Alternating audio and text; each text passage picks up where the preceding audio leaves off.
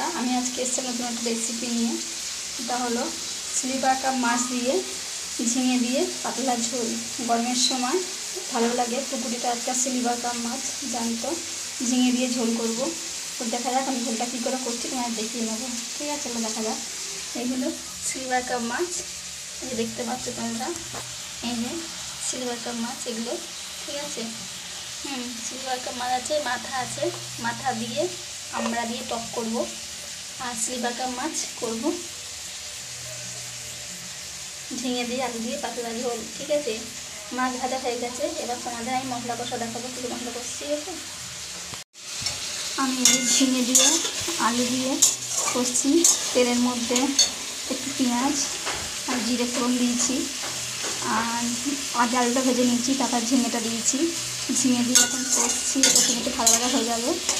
এবারে এতে একটু আদা জিরে বাটা দেবো। ঠিক আছে, চলো দেখো, আদা জিরে বাটা দিয়ে দিচ্ছি।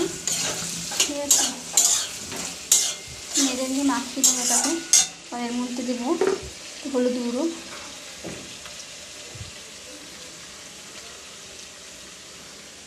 দেবো লঙ্কার গুঁড়ো, জাস্ট কালারের জন্য দেবো।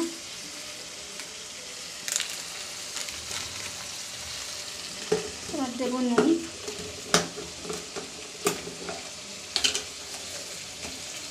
স্বাদ মতো নুন দেবো।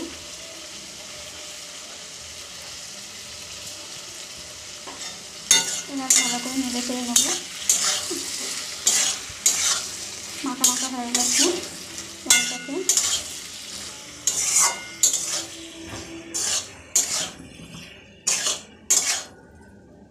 দিয়ে গ্যাসটাকে একটু আস্তে করে দিলাম। এটা কষতে থাকবে, কারণ মশলা যত কষবে তত তবেই টেস্ট বাড়বে। আর আস্তে করে দিলে কী হয়, মশলা ধীরে ধীরে করে তখনই টেস্টটাও বাড়ে। একটু চিনি দিলে ভালো হয়, চিনি দিলে তখনই টেস্ট হয়। নাই তো পারো, সেটা তোমাদের ব্যাপার। আমি তরকারি একটু চিনি দিই, কেন তরকারিতে চিনি না দিলে টেস্ট হয় না। একটু হালকা পরিমাণ, সামান্য 2-3 চানা। মশলা কষা হয়ে গেছে, একটু ভালো ভালো হয়ে গেছে। এবার আমি জল দেবো।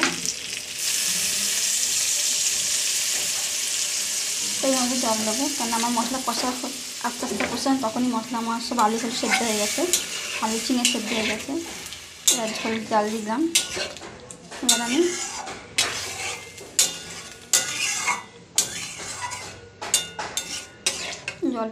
ঝোলটা ফুটলেই আমি মাছ দেবো। গ্যাসটাকে আগে একটু বাড়িয়ে দেবো, দিয়ে ফুটিয়ে নেবো, তারপর গ্যাসটাকে আস্তে করবো। অনেকে মাখা করতে পারো, অনেকে ঝোল করতে পারো। যেহেতু আমি ঝোল খাওয়া বলেছি, পাতলা ঝোলটা ভালো লাগে, তাই আমি পাতলা ঝোলটাই করছি। অনেকে গায়ে গায়ে মাখা করতে পারো, তো সেটা তোমাদের ব্যাপার। আমার ঝোলটা ফুটছে, এবার আমি মাছ দিয়ে দেবো। মাছগুলো দিয়ে দিলাম।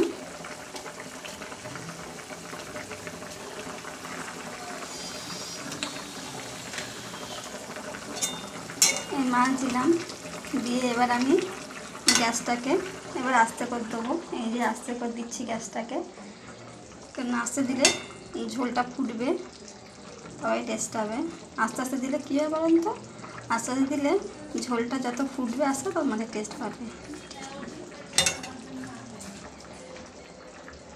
ফুটুক, আমি 5 মিনিট কি 10 মিনিট পর নামিয়ে নেবো। আমার ঝোল রেডি, একদম হয়ে গেছে। এবার আমি ঝোলটাকে নামাবো। ঠিক আছে, গ্যাসটা আমি অফ করে দেবো। আমার ঝোল হয়ে গেছে, ঝোল কমপ্লিট। আমার ঝোল রেডি। মাছ স্লিভার কাপ মাছ দিয়ে আলু দিয়ে ঝিঙে দিয়ে পাতলা ঝোল, আদা জিরে বাটা দিয়ে। তোমরা জানাবে কেমন হয়েছে। ওকে।